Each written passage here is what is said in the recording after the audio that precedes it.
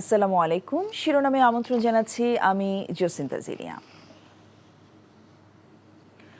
গভীর রাতে মাগুরায় শিশু ধর্ষণের ঘটনায় গ্রেফতারকৃত আসামিদের রিমান্ড আবেদনের শুনানি করেছে আদালত। ভুক্তভোগী বোনের শিশুকে সদ্দিন স্বামী, শাশুড়ি ও ভাসুর প্রত্যেকে 5 দিনের রিমান্ড মঞ্জুর করা হয়েছে।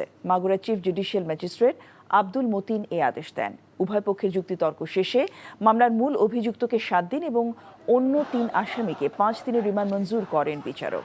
নিরাপত্তা নিয়ে শঙ্কা থাকায় এই উদ্যোগ নেওয়া হয় আদালতের পক্ষ থেকে। মাগুরায় বোনের বাড়িতে বেড়াতে যাওয়া 8 বছরের শিশুকে ধর্ষণের ঘটনায় আসামিদের গতকাল রোববার দিনে আদালতে হাজির করতে পারেনি পুলিশ। মাগুরা শহরতলির নিজ নান্দুয়ালি গ্রামে বোনের বাড়ি বেড়াতে গিয়ে গত বৃহস্পতিবার দুপুরে শিশুটি ধর্ষণের শিকার হয় বলে পরিবারের অভিযোগ। শিশুটি বর্তমানে রাজধানীর সম্মিলিত সামরিক হাসপাতালে চিকিৎসাধীন।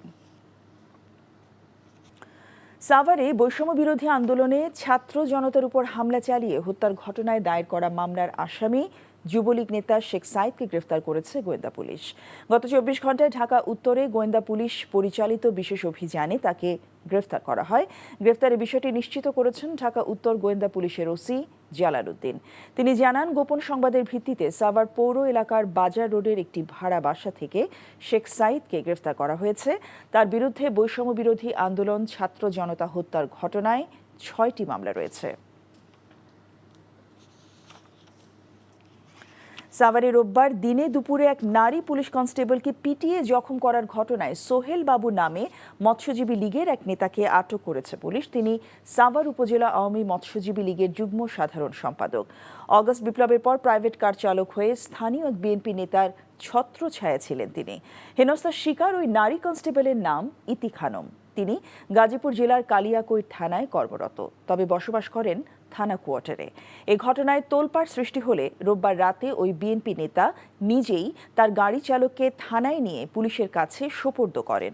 সকালে তাকে গ্রেফতার দেখানো হয়। এর আগে গতকাল দুপুর 1টার দিকে সাভার থানা রোডে হামলার ঘটনা ঘটে।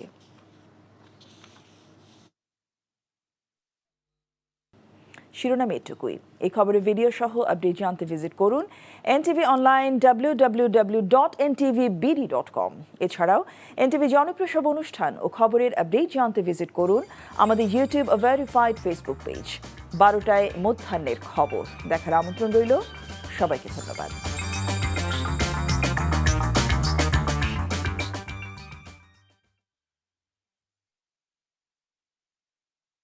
এই ঈদে জামা জুতো অ্যাক্সেসরিজের ডিসকাউন্ট।